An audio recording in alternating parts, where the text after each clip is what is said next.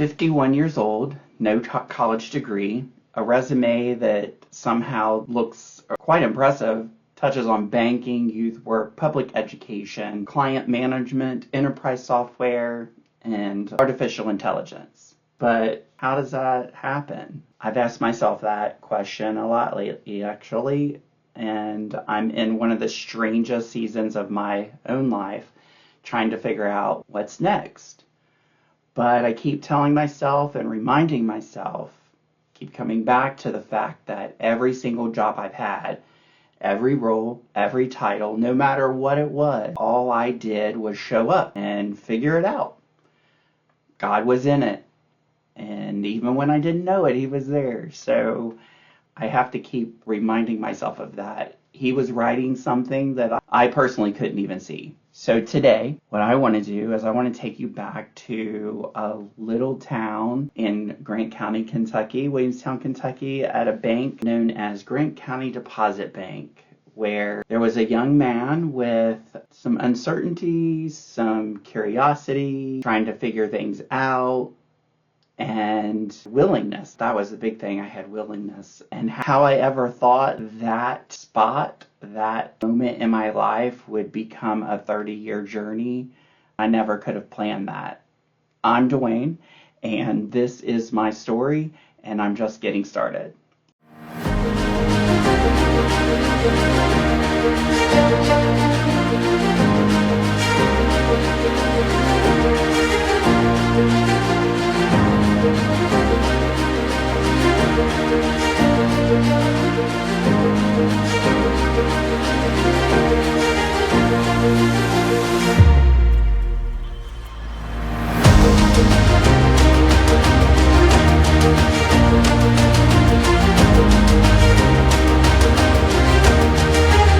So let's take a look at where this all started. As I mentioned before in my intro, Williamstown, Kentucky, there was a bank that a lot of people were customers at. It was called Grant County Deposit Bank, which is a small bank with multiple locations.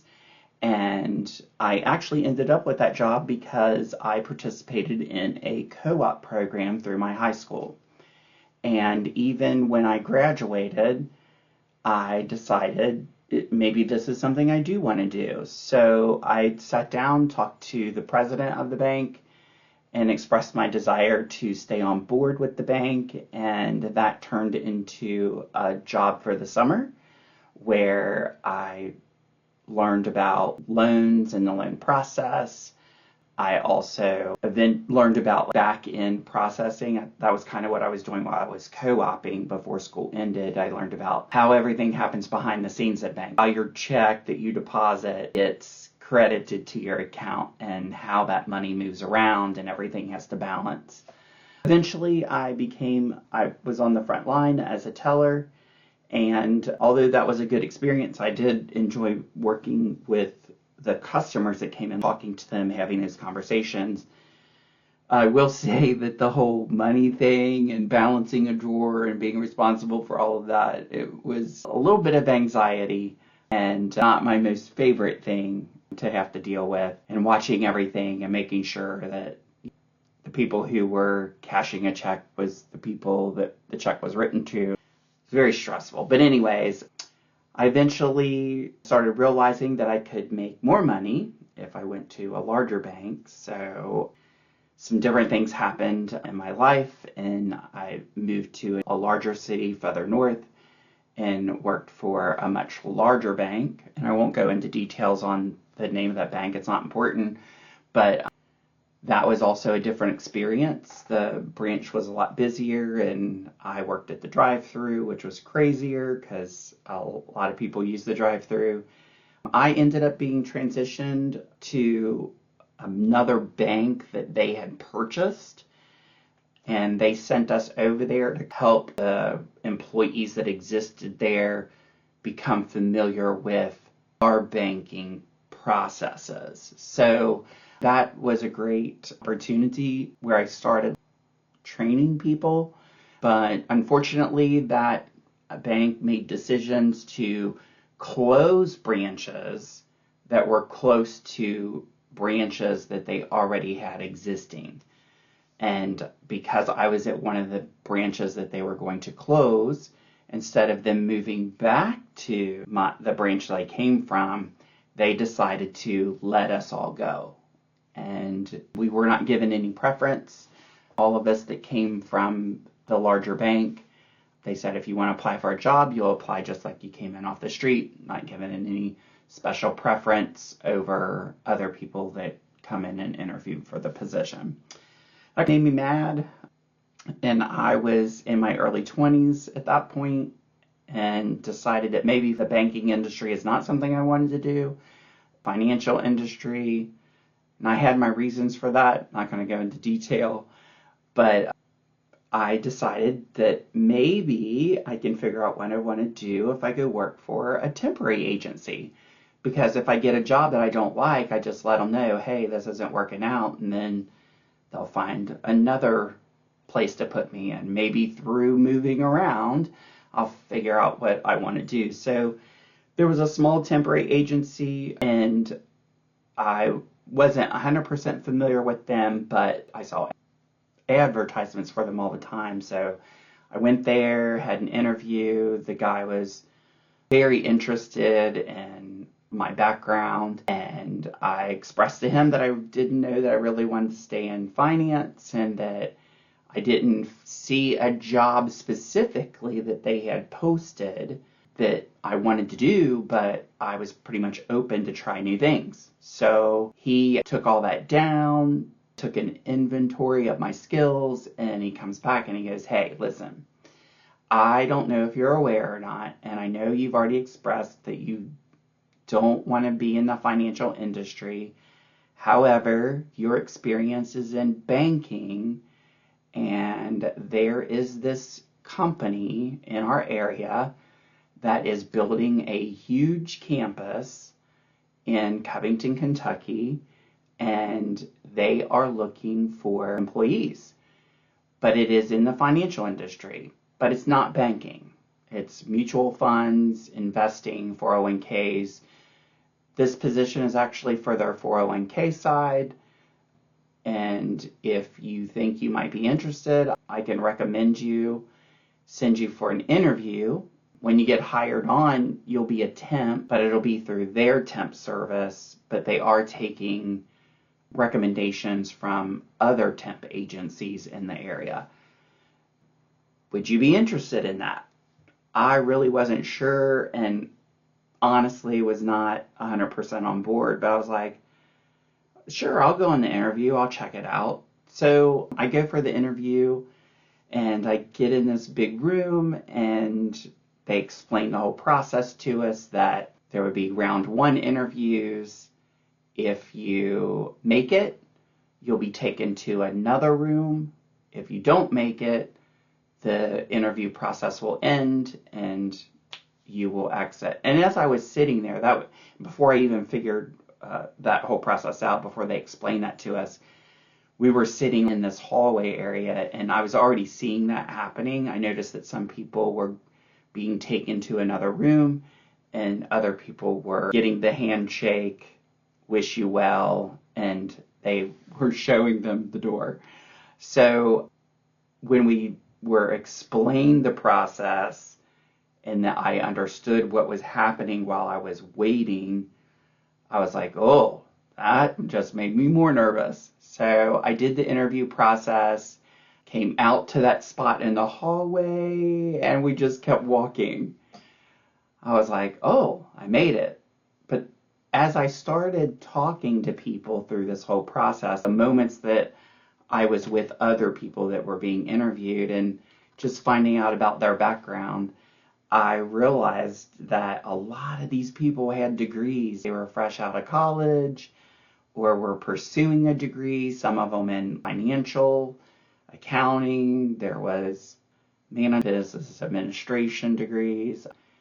So I felt very underqualified and wasn't really sure how everything was going to turn out. I did end up making it through the second round of interviews, which all occurred in the same evening, and a few days later was offered a position. in which I accepted. And that was a big game changer and really probably set me more on the path of everything I would experience from that point forward, just from that one company. In case you're wondering the name of that company, I will mention that here. That company is called Fidelity Investments. And when I worked there back in the mid to late 90s through early 2000s, it was certainly quite the company to work for. It was quite the experience. I learned a lot there. At that time, I really wasn't, my church, me attending church, my faith, all of that had taken a back seat. I actually stopped going to church in my late teen years and didn't even really know if I was going to return. But while I worked at Fidelity, I met a guy there, and actually there's a whole story behind that, which I don't have time to go into, but I met a guy there that I found out that his parents knew my grandparents. They actually had went to school together many years ago, and of course his parents were older. My grandparents, for my age, they were actually younger. So that's how that whole thing came about, and how we were the same age, but his parents were older and actually went to school with my grandparents. So we developed a really good friendship. We are still friends to this day. He's actually my best friend. We've done a lot of things throughout the years, all the way back to all of those years at Fidelity Investments. And he did start asking me about my faith.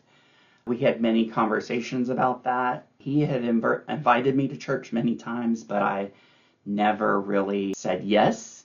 And finally, I did end up saying yes. There were a lot of things going on in my life, and I was like, maybe I need to give church another try. So I went. There's a whole nother story behind that. But I will tell you this, the day I went to that church, he was supposed to meet me there. His dad fell ill, so he didn't make it. His family didn't make it. So I walked into this church, and he never showed up. I did have a cell phone at the time, but I didn't call him. Texting at that time, it was weird because there were charges if you text or went over a certain limit. So I didn't even text him or call him to find out where he was at. So I attended these services. I went to church and turned my life over to Christ. Not in that service, but after that service, when I went home that evening, just had a moment in my bedroom and accepted Jesus.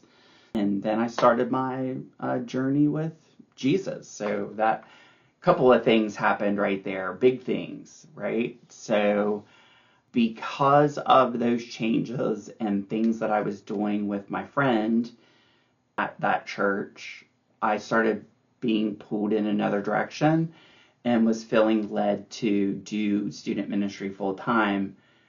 And I did feel a little inadequate with that. So I went to Cincinnati Bible College for 2 years. Unfortunately, that college does not exist to this day. They ended up closing their campuses a few years ago. Actually, I think it happened right before COVID. So they closed their campuses. I did not get a degree that while I was there. I went there for a couple years, and I only took the classes I needed for me to feel like I had the right tools, the right training to lead in youth ministry. My participation in the youth ministry at that church was a smaller part because I was actually helping out my friend who was already working with the youth. He was working with them through a music program, but I ended up working with them on a regular basis on Wednesday nights through their regular programming. And they were actually looking for someone to lead. And I just gradually worked myself into that option, or I should say that spot, and did what I felt was what I needed to do to be able to lead that group. So that's the end of that chapter.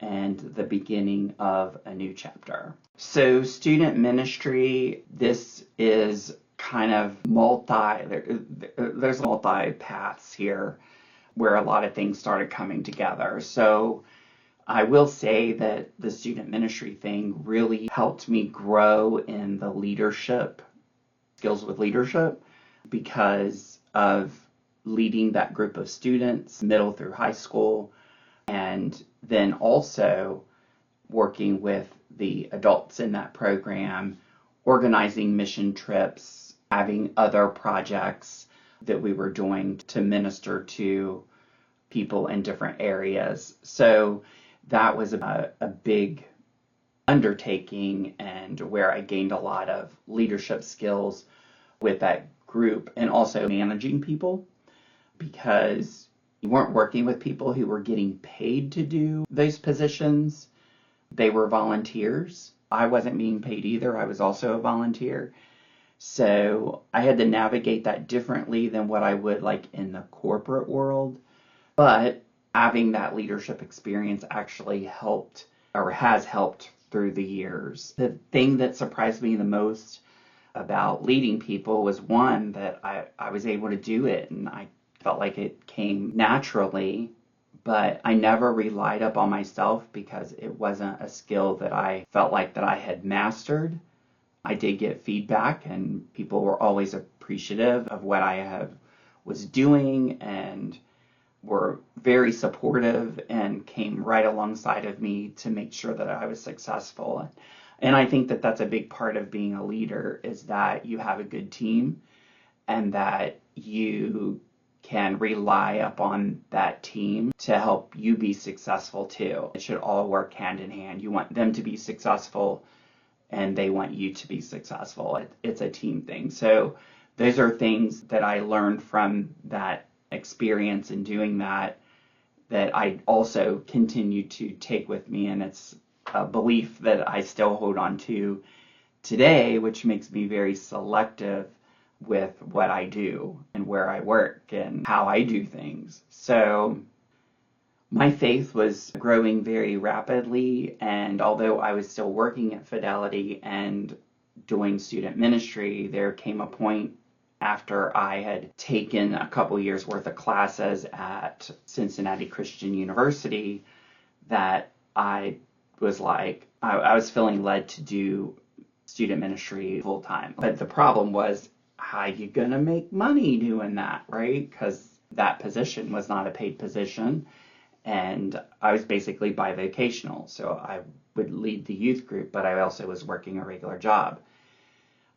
And there was a lot of changes that took place, but one thing that I want to make clear here is that during the start of that student ministry chapter, no one really handed me an instruction booklet and said, hey, this is how you do this.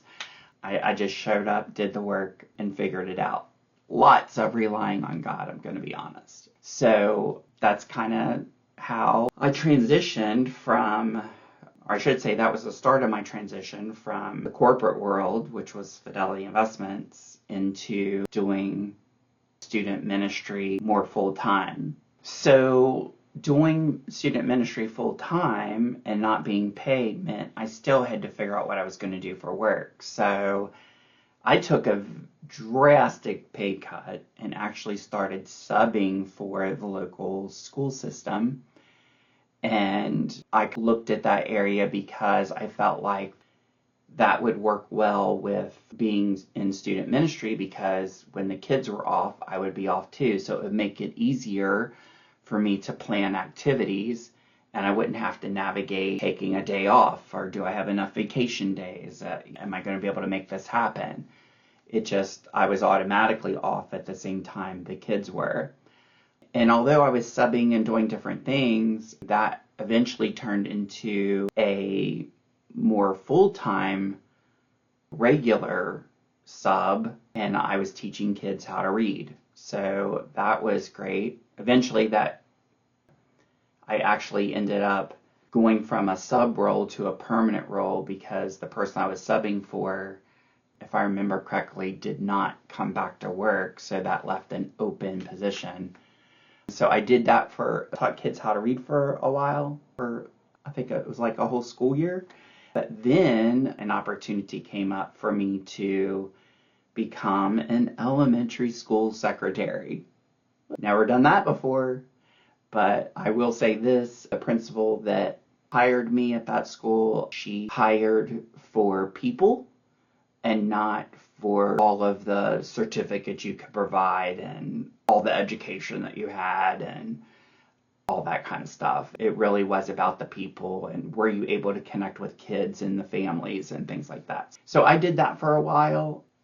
That was a really neat experience. I took a lot away from that. It helped me learn how to navigate the public education world and how that was different, definitely from the corporate world, and then all of the things that were similar.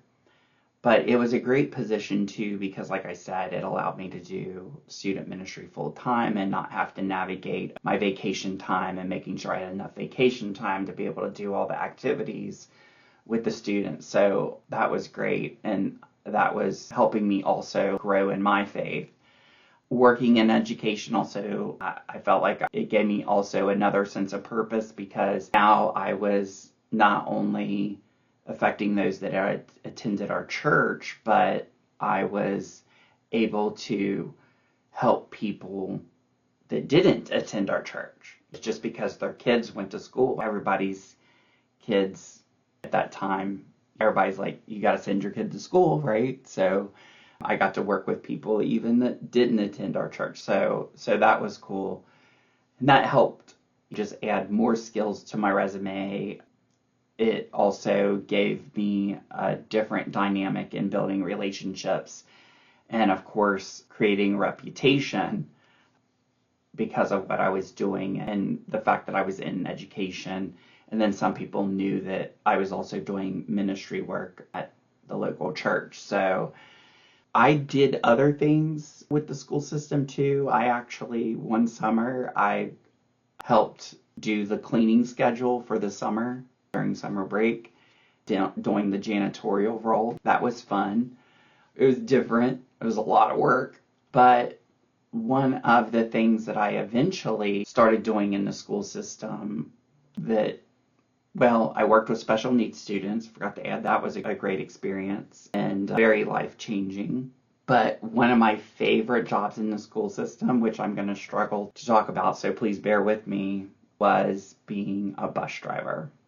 A lot of people would never do that job, but there was just something about driving a bus, and you were the first person that child saw every morning, sometimes also their parent, because the parents would be out there with the elementary kids. So it was something to be the first person that child would see and then the last person that they would see before they went home. It was just a different perspective with education, and I do think that bus drivers are underappreciated and underpaid. They have a lot of responsibility managing a lot of children on a bus and making sure that they get home safely, but also being that positive.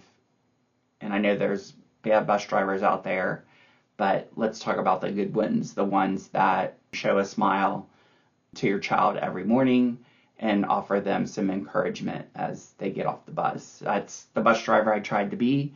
I still actually have some connections with those families, even though I had to stop driving a bus, and that was a big life change. So that's kind of where my journey ended in the school district, was being a bus driver, and that closed that chapter and brings on the next chapter. So that brings me to the next chapter. The chapter in education was ended not because I didn't enjoy what I was doing, but because of life and your health. You'll always hear the one thing you never want to lose is your health. And it's scary when you have something with your health that causes you to make life changes. and unfortunately career changes, and that's actually what happened to me. In 2016, I was diagnosed with multiple sclerosis, and I knew that stress was not a good thing.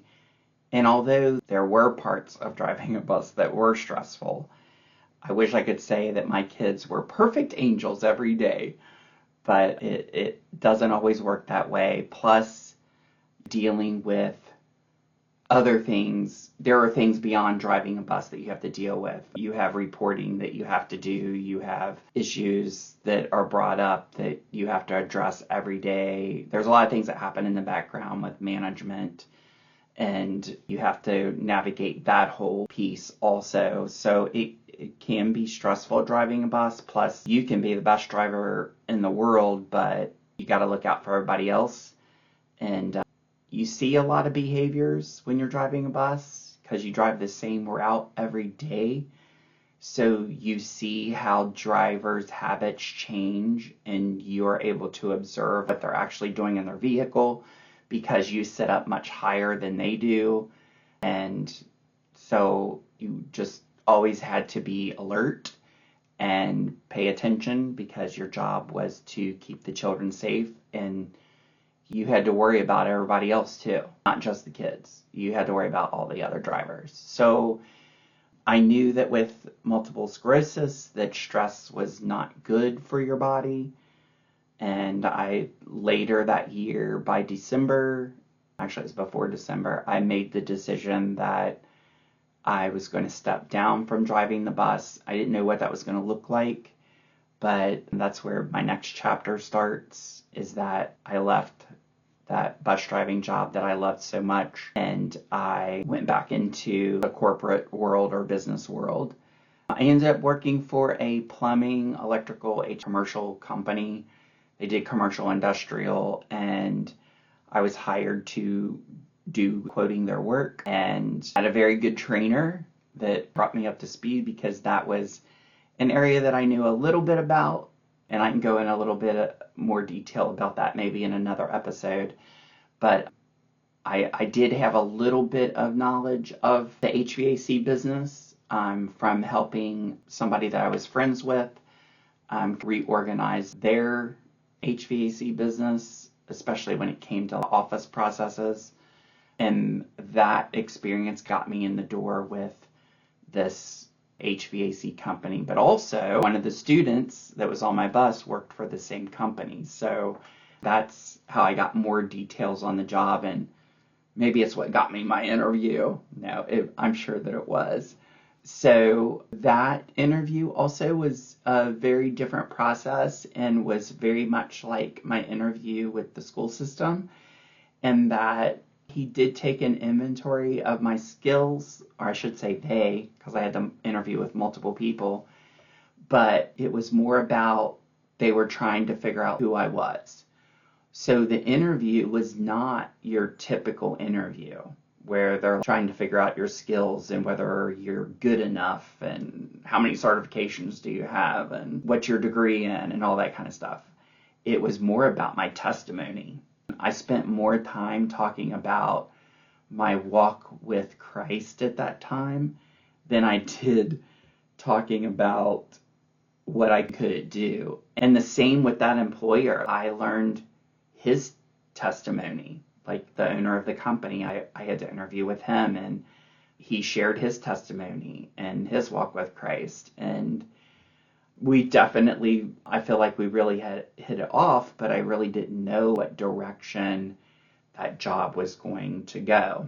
And so I started out doing quotes, which eventually turned into managing their national accounts, which was larger customers, where you would find that they had locations in every single state, but we were just servicing their locations in the states that we were in. So we were only located in 4 states, and they had these larger customers that they were working with. So started out with quoting, to then managing that whole national account division. So you're talking about multi-million dollars and multi-million dollar clients there with revenue. And then that eventually, I didn't reveal up front that I had MS, but it did come to a point to where I did have to reveal that. And instead of them maybe figuring out how they were going to get rid of me, we want this liability. Instead of them looking at it like that, when I went to the owner and talked to him, he was like, "Oh, I really hate that." He goes, "But I think we should just pray about it, and whatever happens, happens. God's got this. He's going to take care of it. Just keep me updated." So lots of support. After that happened, there were a couple years later, other things happened where I eventually ended up at the Cleveland Clinic. And that was through recommendation of friends that I met at the church I was attending at that time. And so I go up there, and that story is also, you can find that if you're interested in that story, there's a link on my channel's page, and I'll put a link in this video in the description.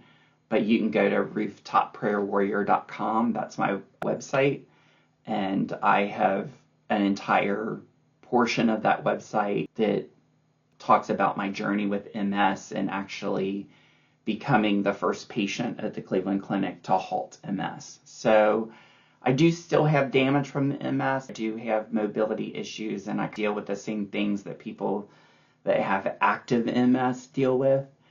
But the thing is that it's halted, and I don't have to worry about, am I going to have a debilitating flare where I'm not going to be able to walk again. And my walking's not great, but at least I am still mobile, so I'll take that. But if you want to check that out, you can go to my website, read more about that.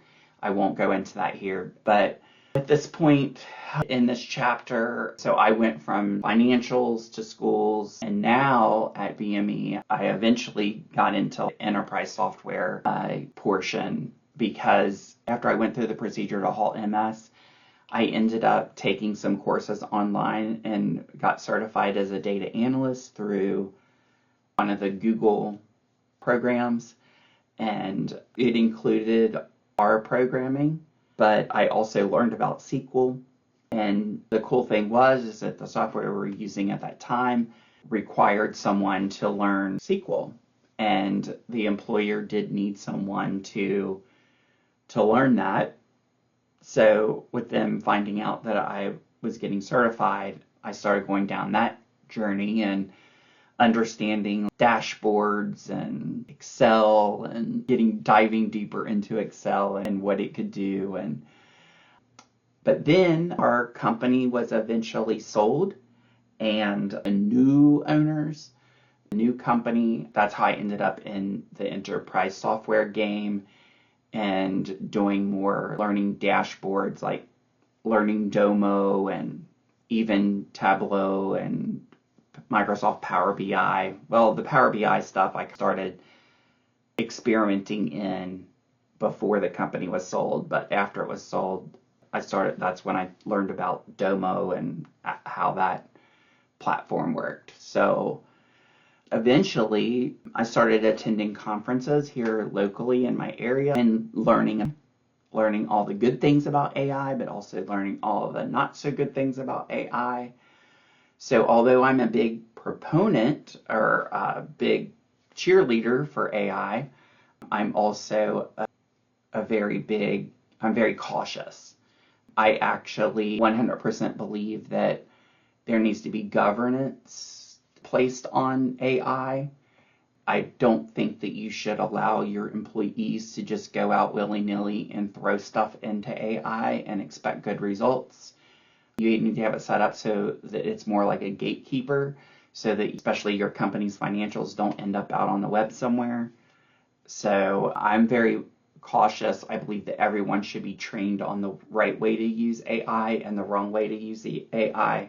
I think your company should set up policies to do that. So anytime someone starts talking to me about AI, I start talking about all the things you should and should not do, and how you need to protect yourself, your employees, and ultimately your business. So anyways, so that's something else. I can do a whole nother video on that. I'm not going to go down that rabbit hole, but because of AI, I actually have been dabbling in creating my own AI-powered app for cars. Actually, it has to do with owner's manuals in cars, and maybe I'll do another video on that someday. I'm still trying to make changes to it. It's not working exactly the way that I want it to, so I've been taking a break from it, then I rewrite it, and anyways, it's been an adventure. It's a learning experience.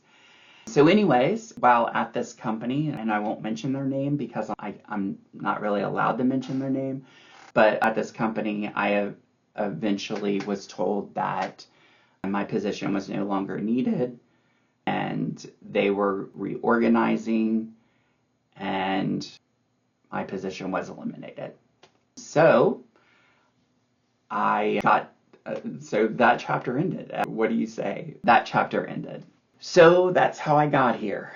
From Fidelity Investments, well, actually that small bank, to Fidelity Investments, to student ministry, to 15 years in education, to enterprise accounts, and even AI and AI apps. That's how I got to this point. I will say that I'll add this though. I started in student ministry. I know I didn't really get into that full time where I quit my corporate job years and years ago.